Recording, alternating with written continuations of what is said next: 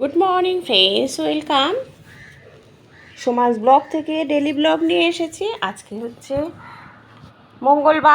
মঙ্গলবারের ব্লগ এটা, মানে আজকের ব্লগ দেখতে থাকো তোমরা।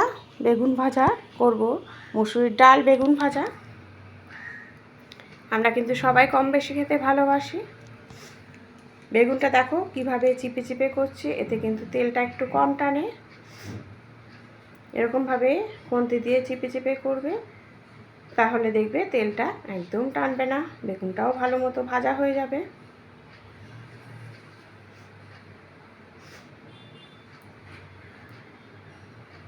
কালকে কিন্তু ওয়েদার একটু বৃষ্টি হয়েছিল, আমাদের এখানে ভালোই বৃষ্টি হয়েছিল, খুব ভালো ওয়েদার ছিল কালকে রাত্রে।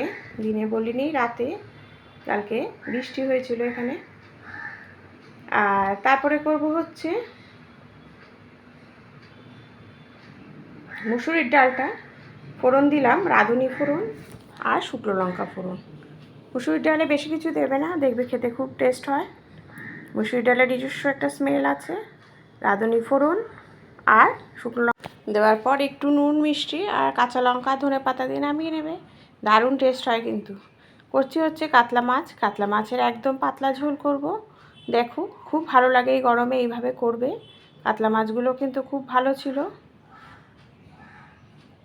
আর দিয়ে দিচ্ছি হচ্ছে নুন হলুদ মাখানোর পর কাতলা মাছটাকে আমি ভালো করে ফ্রাই করব, কারণ এই একটু মোটা মোটা ছিল বলে এগুলো যদি একটু বেশি করে ফ্রাই করা হয়, সেই ঝোলের টেস্টটা কিন্তু খুব ভালো লাগে।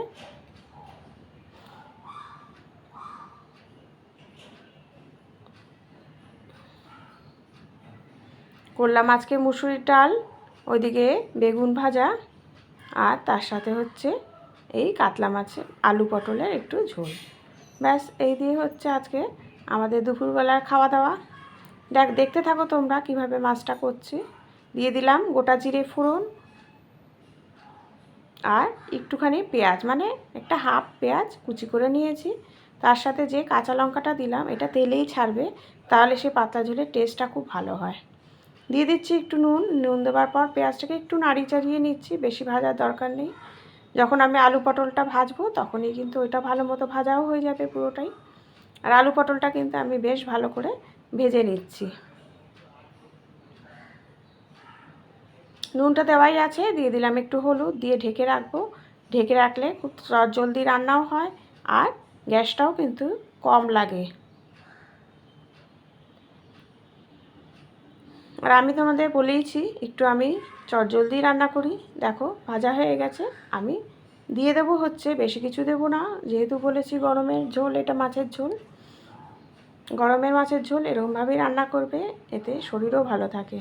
দিয়ে দিচ্ছি জিরে আর ধনের গুঁড়ো আর একটু আদা দিয়ে দেবো। দিয়ে দেওয়ার পরে মশলাটা কষানো হয়ে গেলেই আমি দিয়ে দেবো হচ্ছে জল। জলটা দেওয়ার পরেই আমি মাছটাও দিয়ে দেবো, দিয়ে ঢেকে রাখবো। বাটি ধোয়া জলটাও দিয়ে দেবো। ব্যাস দিয়ে দেওয়ার পর ঢেকে রাখবো। ঢেকে রাখলেই কিন্তু প্রায় বলতে গেলে রান্না হয়েই গেল। এতে আমি নামানোর আগে কি দেব, দেখো নামানোর আগে একটু আদা দেবে, বলেছি আদা দিতে হবে, কিন্তু আদাটা এখন দেবে, তাহলে অল্প আদাতেই হয়ে যায়, এতে স্মেলটাও ভালো থাকে আদার। ঠিক একটু ধনেপাতা দেবে নামানোর আগে। ব্যাস রেডি হয়ে গেল মাছের ঝোল। দেখো কতটা লাইট রান্না করেছি, দেখতেই পেলে কতটা তেল দিয়েছি আমি। এইভাবেই আমি রান্না করি সব সময়। ব্যাস আমার হাজবেন্ডকে খেতে দিয়ে দিলাম। দিয়ে দিচ্ছি হচ্ছে ভাত।